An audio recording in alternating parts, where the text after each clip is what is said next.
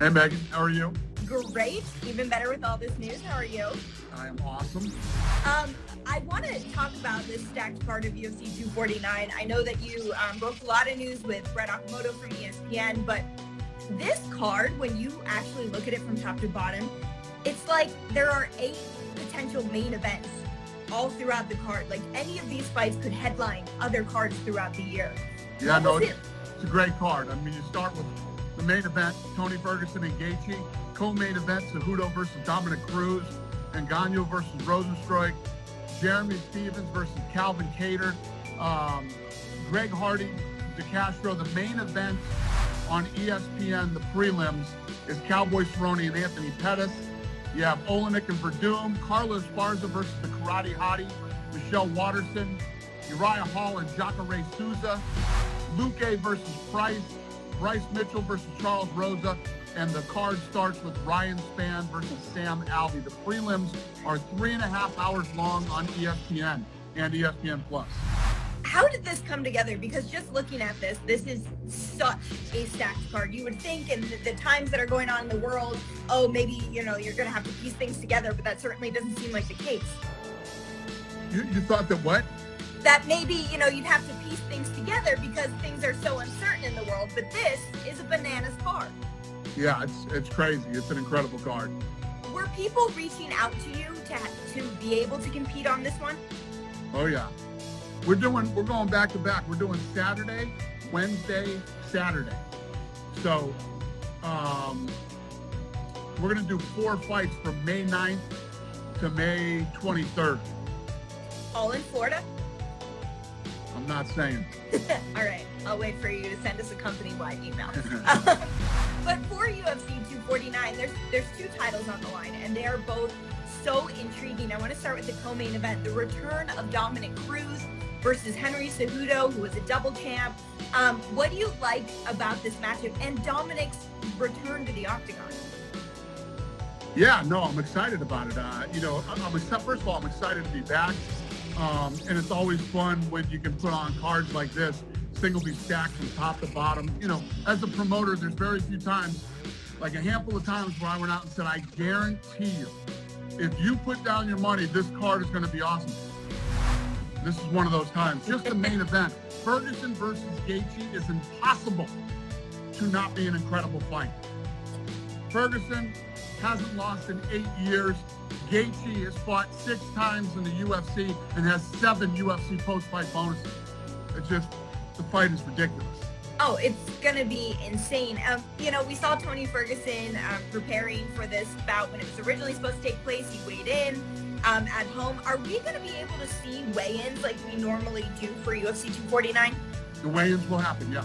Interesting. Okay. The show's going to run just like it always does, just with no fans and limited media. Okay. And will you be in attendance? I know there's 2 belts that are going to have to go around waist. I will be there. And then I want to get you to break down the co-main event. And it's a little strange. We talked about this before about whether it should be Peter Yan or, Marai or whoever, is going to be in there. But first was going to be Jose Aldo. He had to pull out. So now it is Dominic Cruz. Dominic, who, God bless him, one of the great fighters in the sport's history, but has not been able to stay healthy and fight. What can we expect from him going into a world title fight after it's been, 3 years, I think, now since he's fought? What can we expect out of a world championship fight? Normally, I would say, the guy's had too much time off. That's been his whole career. His whole career has been with these big gaps of time off because of injuries. I've never seen anybody more unlucky than Dominic Cruz. But this is nothing new. The guy has been one of the best in the world for a very, very long time. Right. He's always had these big gaps in between fights and gone in and performed. When he's healthy and he goes in, the reason that is Francis has been in the big fights. Francis has been in the big fights. He's been in the big title fight. He's pretty much done it all except win the belt. Right. I think that's why. And if you look at his last fight, I'm sure that has a lot to do with it too, because it was a similar opponent. They both fought the same guy, right?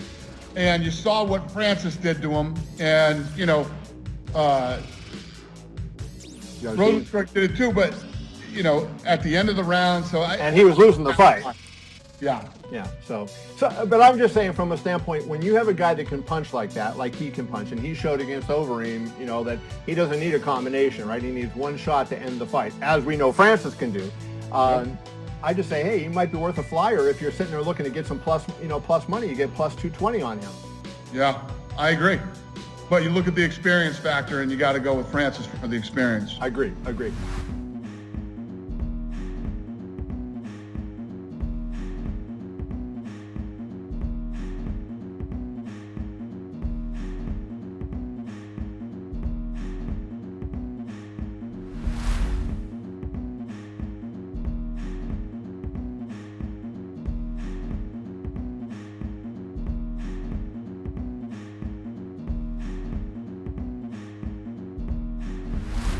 On the Wednesday, the 13th, we have the main event before we go to the main card is Philippe Lins versus Andre Arlovsky.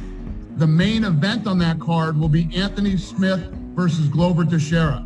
And the co-main event for that card is Ben Rothwell versus Ovince St. Preux. OSP is coming back.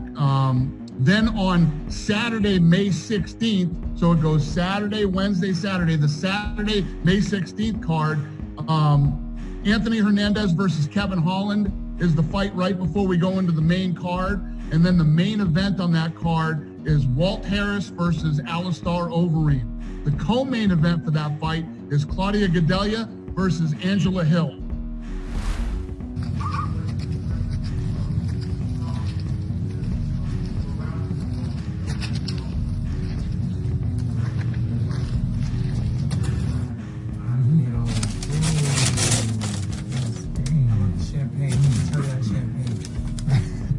We got all the champagne for you.